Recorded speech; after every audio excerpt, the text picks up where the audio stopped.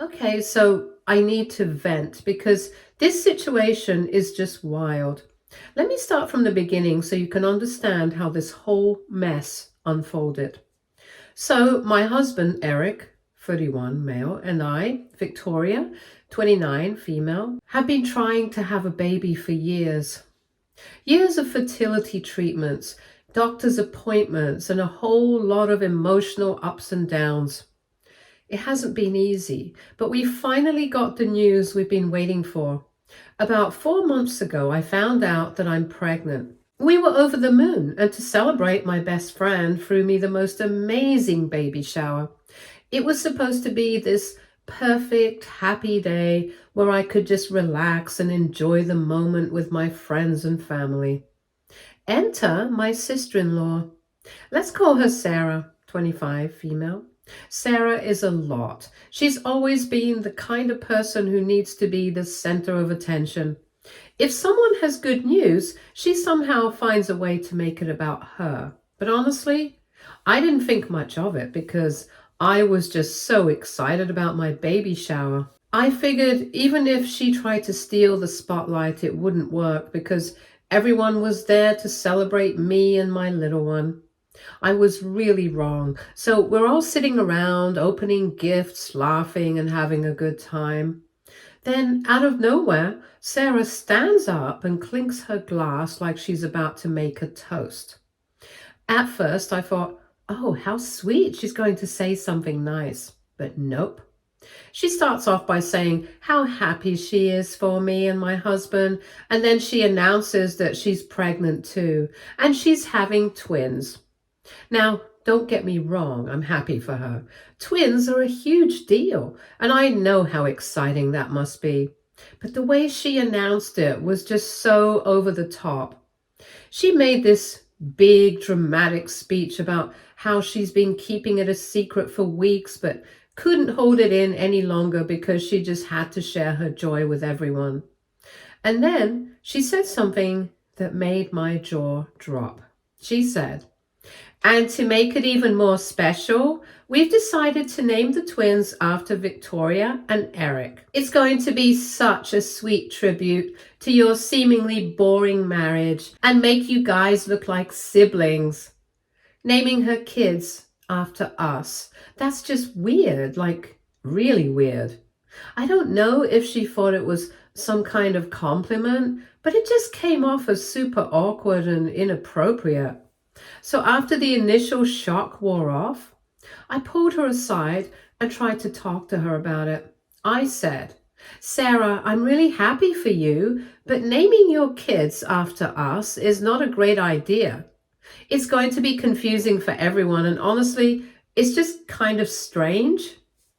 She did not take that well. She immediately got defensive and started saying things like, I can't believe you're being so negative about this. I thought you'd be flattered. It's a tribute to you guys. I tried to explain that it wasn't about being negative. It was about setting boundaries and making sure things didn't get too complicated. But she just wouldn't listen. Instead, she started telling everyone at the baby shower that I was jealous of her big news and that I was projecting my infertility insecurities onto her. That really hurt. My infertility journey has been one of the hardest things I've ever gone through, and for her to throw that in my face like that was just cruel. It felt like she was using my struggles to make herself look like the victim. And now she's been going around telling everyone the same thing, that I'm jealous and that I'm insecure, that I'm trying to ruin her moment. It's gotten to the point where some people in the family are actually taking her side, saying things like, oh, she's just excited. You should be happy for her. Or maybe you're overreacting a little. But here's the thing. I'm happy for her. I'm thrilled that she's having twins, and I would never want to take away from her joy. But that doesn't mean I have to be okay with her naming her kids after me and my husband. That's a huge decision, and it affects us too. It's not just about her, it's about how it's going to impact our family dynamic moving forward. And honestly, The whole seemingly boring marriage comment still stings.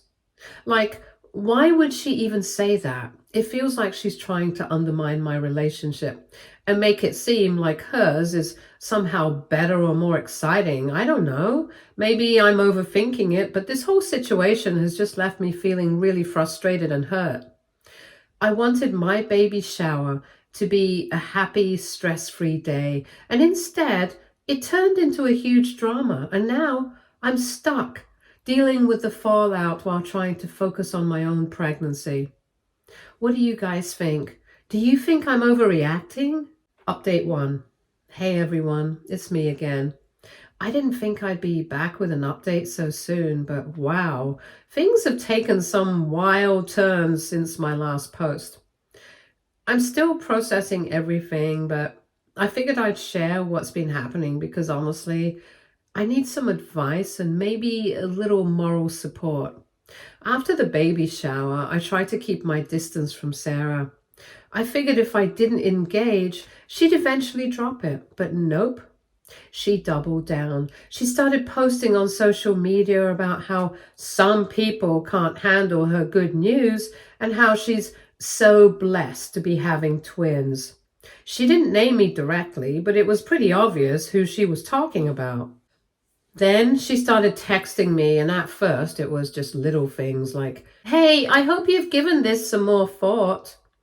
I didn't respond because honestly, I didn't know what to say. But then the text got more passive aggressive, stuff like, "I hope you're not still upset about the names. It's really not that big of a deal." Finally, I snapped and texted her back. "Sarah, I've already told you how I feel about this. Please respect my boundaries." Her response was, "Wow, I didn't realize you were so sensitive. I guess I'll just drop trying to include you in my pregnancy journey." I couldn't believe it. She was acting like I was the one causing problems, when all I did was ask her not to name her kids after me and my husband. Things came to a head last week when my mother-in-law, Angela, 58 female, called a family meeting to clear the air. Apparently, Sarah had been complaining to her about how I was ruining her pregnancy experience. And mother-in-law thought it would be a good idea for everyone to sit down and talk it out. I was hesitant, but my husband thought it might help. So we went over to mother-in-law's house and it was awkward. Sarah started off by saying how hurt she was that I wasn't supportive of her pregnancy. She said she thought naming the twins after us would be a beautiful way to honor our family, and she couldn't understand why I was being so negative about it. I tried to explain again that it wasn't about being negative. It was about setting boundaries. I said, "Sarah, I'm happy for you, but naming your kids after us is going to create confusion and make things weird for everyone. It's not personal. It's just not a good idea." But she wasn't having it. She started crying and said, "I just wanted to do something special for you guys, and now you're making me feel like a terrible person." At that point, my mother-in-law jumped in and said, "Maybe we can compromise. What if Sarah uses your names as middle names instead?" I was about to respond when my husband finally spoke up and he said, "Mom, Sarah, this isn't about compromise. It's about respecting our wishes. We've made it clear that we're not comfortable with this, and that should be the end of it." Sarah looked like she'd been slapped and she said, "I can't believe you're taking her side over your own sister." And then my husband said, "Sarah, this isn't about sides. It's about boundaries. And if you can't respect ours, then maybe we need to take a step back from this relationship." Sarah stormed out and mother-in-law looked like she was about to cry. It was a mess. Since the family meeting, things have been tense. Sarah hasn't spoken to me or my husband, and she's been posting cryptic things on social media like, "Sometimes family hurts you the most," and "Not everyone will understand your heart." Meanwhile, some family members have reached out to me saying things like, "You know how Sarah is. Just let her have this." Or, can't you just be the bigger person? I have been the bigger person. I tried to be understanding and patient. But it feels like no matter what I do, Sarah twists it to make herself the victim. Update 2. Hey everyone, it's me again, and wow, things have gotten even messier since my last update. I honestly didn't expect this situation to keep escalating, but here we are.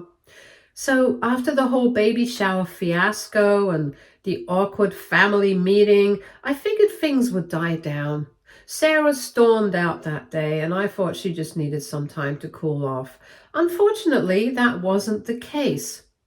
Instead of calming down, Sarah started ramping things up. The passive-aggressive posts on social media kept coming. It was always cryptic stuff like, "It's funny how some people can't handle good news," or "Jealousy is such an ugly trait." I tried to ignore it because I knew engaging with her would only make things worse. But then she did something I didn't expect. She sent out a mass text to our extended family announcing the twins' names, Eric Jr. and Victoria Rose. I was floored.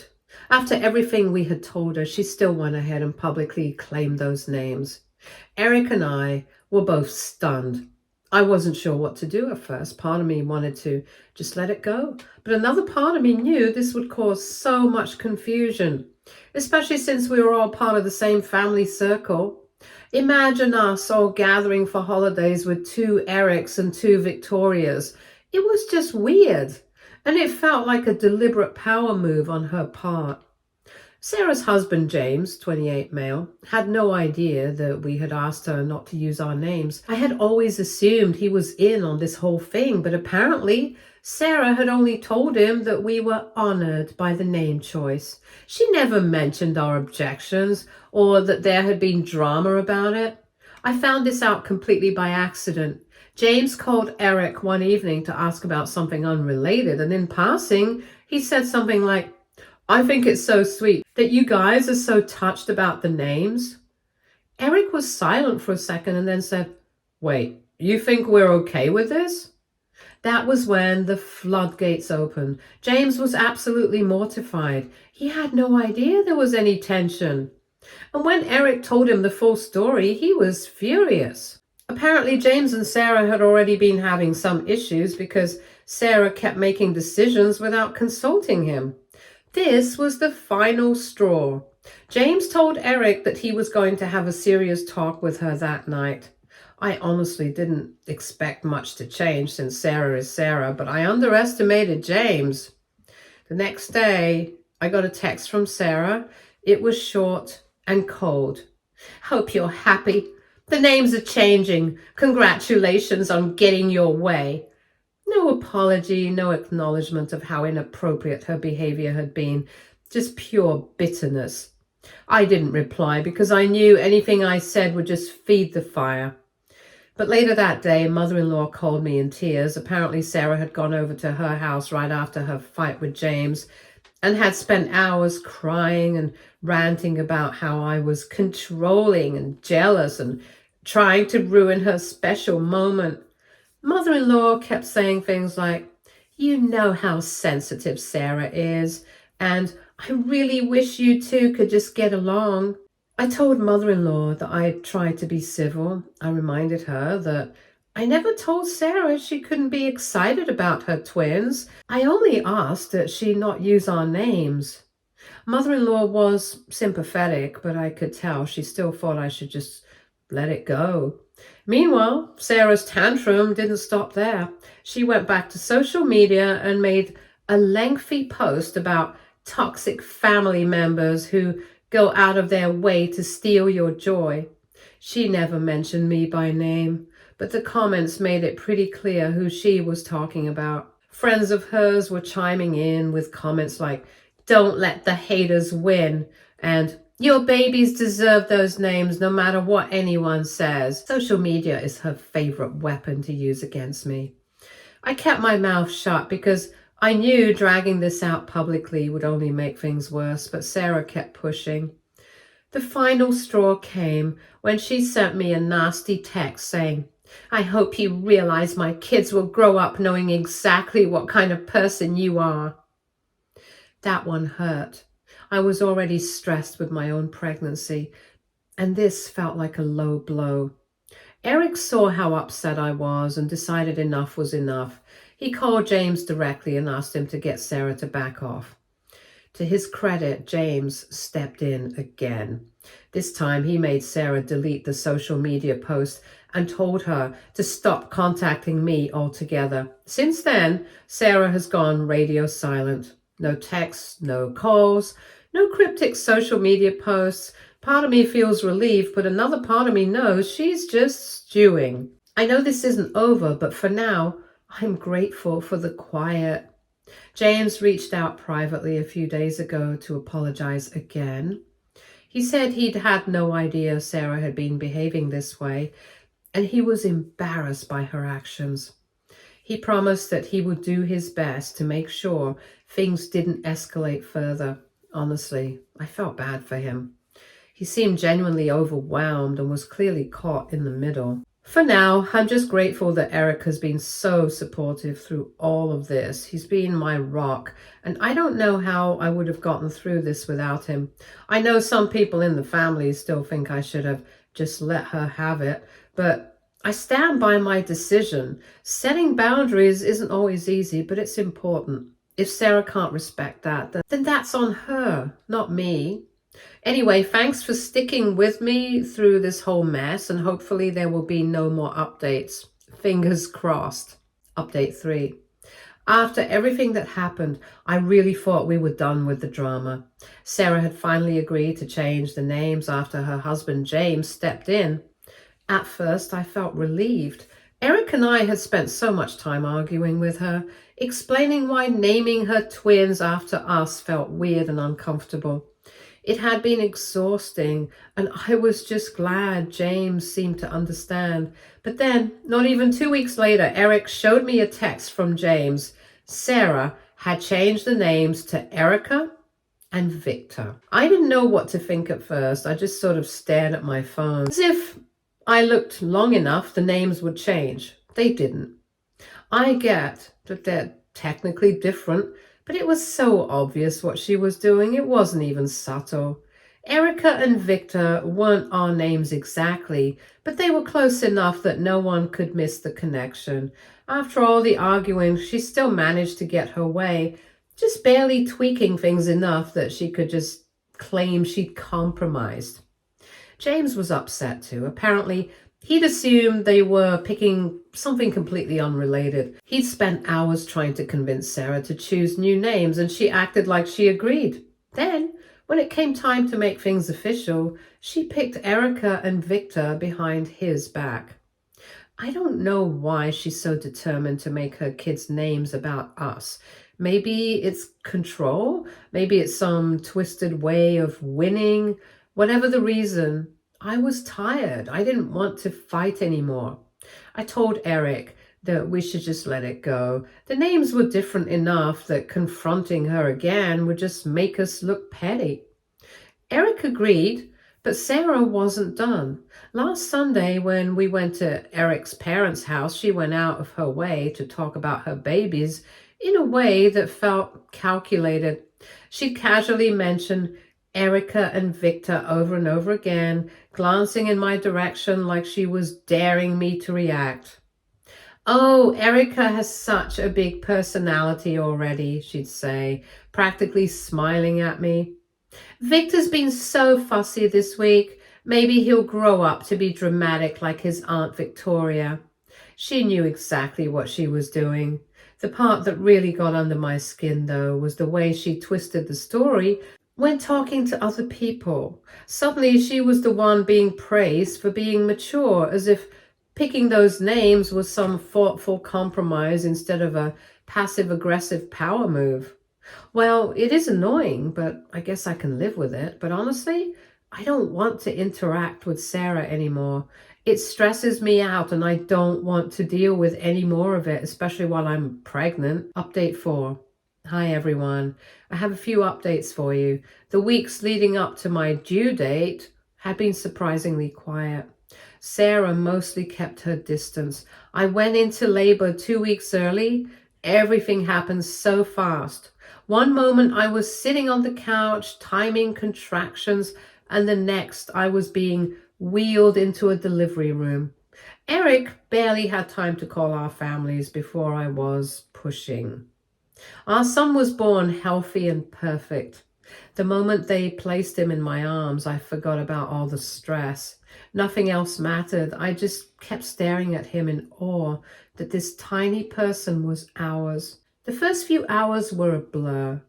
Eric texted some family members while I rested, and we agreed to hold off on visitors until I felt more settled. I assumed that meant we'd have a peaceful evening with just the three of us. I should have known better. A few hours later, one of the nurses came in and mentioned that my sister-in-law was in the waiting area. At first, I thought she meant Scarlett, Eric's other sister. But no, it was Sarah. Apparently, she'd driven straight to the hospital after hearing from Eric's mom. She hadn't called. She hadn't asked. She just showed up. I was already exhausted, but hearing Sarah was outside spiked my stress levels all over again. I told the nurse we weren't ready for visitors yet. I figured that was the end of it, but not even 10 minutes later, Sarah was texting me. Her first message was all sunshine and sweetness. "Hey, heard the great news. Can't wait to meet my new nephew." I didn't respond. A few minutes later, she texted again. "I'm in the lobby, just waiting for someone to grab me. Let me know when I can come in." I told Eric, and we both agreed that we're not letting her in. We weren't letting her just barge in during such a vulnerable moment. Eric texted her back saying we weren't ready for visitors yet and that we'd let her know when it was a good time. That didn't go over well. Sarah's messages shifted from cheerful to passive-aggressive almost immediately. "Wow, I can't believe you're actually keeping me from meeting him after everything I've done for this family." I didn't even know what she meant by that. Everything she's done for this family, like trying to name her twins after us to make some weird point. We ignored her, figuring she'd leave eventually, but she didn't. Instead, Sarah started texting Eric's mom, who called Eric and tried to play mediator. She said Sarah was just excited and that it was mean to make her wait. Eric told her we weren't budging, which made Sarah even angrier. Not long after that, a nurse came back in looking awkward and uncomfortable. Apparently, Sarah had asked to speak with hospital staff, claiming she deserved to see her nephew and that we were being unfair. I was floored. Who does that? Who storms into a hospital demanding to see a newborn like it's their right? Thankfully, the nurse told her no. Hospital policy was that no one could visit without our consent. Sarah left soon after, but she didn't go quietly. As she walked out, she made sure to tell the staff that I was being spiteful and keeping family apart. I tried not to let it bother me. I had a newborn to focus on, a beautiful baby boy who needed my love and attention, not my stress. But Sarah couldn't leave it alone. She texted Eric again a few days later, saying she couldn't believe we were punishing her just because she wanted to be part of my son's life. Eric tried to calmly explain that this wasn't some punishment. We were just setting boundaries and wanted time to bond with our baby before opening the floodgates for visitors.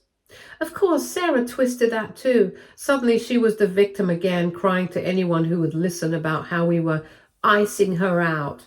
She told people I was bitter because of her twins' names, as if that had anything to do with it. Some family members believed her. I had relatives messaging me with comments like, "She just wants to be part of his life," and "Can't you just let this go?" After everything Sarah pulled, the weird baby name stunt, the social media jabs, and now trying to pressure hospital staff, I was supposed to just smile and invite her over like nothing happened. Eventually, Eric called her directly. He told her she'd get to meet my son when we were ready, but only if she stopped pushing boundaries. He made it clear that we weren't tolerating her manipulative tactics anymore. Sarah didn't take it well. She cried, of course, and claimed she was just misunderstood. She said she was trying to fix things between us, but all she's done was make things worse. It's been a few weeks now, and she's still barely speaking to us. I know she's been venting to mutual family members, trying to spin the story her way, but I honestly don't care anymore. Eric and I are focused on our son, and that's what matters. Update 5. I honestly thought things were over after the last incident. Sarah had already caused so much stress. Eric and I had drawn firm boundaries, and for a while, it seemed like maybe Sarah had finally accepted them. She wasn't reaching out directly anymore, and the passive aggressive social media posts had stopped. I figured she was just venting to some relatives, but as long as she left us alone, I was willing to let it go. For a few weeks, things were peaceful. Eric went back to work, and I was getting into a better rhythm with our son. One afternoon, I decided to make a quick grocery run. Caleb was fast asleep in his carrier. My mom was at the house to look after him, and I just needed a few things. I was in the formula aisle when I heard a voice behind me. It was Sarah. I didn't even have to turn around to know it was her, and my stomach immediately sank. I hadn't seen her since the hospital incident, and I really didn't want a confrontation. I kept my head down and hoped she'd just walk past, and of course she didn't. She started off snide, making a passive-aggressive comment about how convenient it was that I was finally out in public. Before I could respond, she launched into a speech about how I was destroying the family, keeping my son away from her, and turning people against her. I barely got a word in before she started accusing me of being manipulative, selfish, and heartless. I tried to walk away, but she followed me down the aisle, blocking my path. She claimed I was stressing her out and that her doctor had told her she had to stay calm for the twins' sake. According to her, I was making that impossible by tearing the family apart and turning everyone against her. At that point, I just wanted to leave. I tried to walk away again, but she stepped closer and kept going, blaming me for her sleepless nights and insisting that I was the reason her life was so chaotic. She kept saying that she couldn't focus on her twins because I was making things so stressful for her. It was like she thought her pregnancy gave her a free pass to dump everything on me. I didn't say much. I was too stunned, and honestly, I knew there was no point. I just kept walking. She called after me a few more times, but I didn't stop. I was practically shaking when I got back to my car. My hands were trembling so badly that I knew I couldn't safely drive. I felt completely overwhelmed. I sat in the driver's seat for a while, trying to calm myself down. But every time I replayed what had just happened, my heart started racing all over again. Eventually, I gave up and locked the car and called a cab. I felt ridiculous leaving my car in the parking lot, but I just couldn't handle driving in that state. When I got home, I told Eric everything.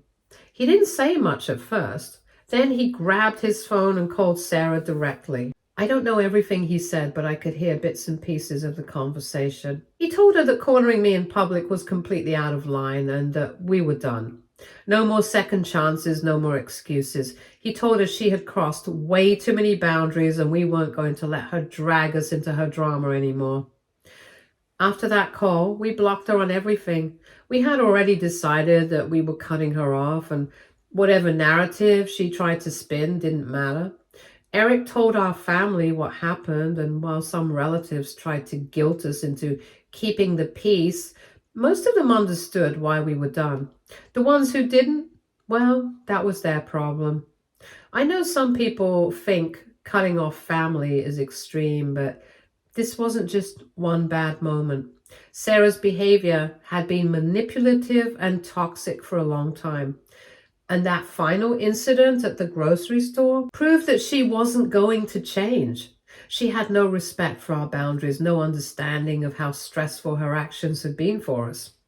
I feel angry sometimes, not because I think we made the wrong decision, but because I know Sarah's going to twist this into some tragic story where she's the victim. She'll tell anyone who will listen that we abandoned her or turned the family against her. And I know some people will believe her. I don't care anymore. Eric and I are focusing on our own family now, on our son, on our home, and on creating a peaceful life without all of Sarah's drama. I hope for her sake that she eventually gets the help she clearly needs. But I've realized that her problems aren't ours to fix, and we're finally done letting her drag us down. Stay tuned for more stories from our girl relationships.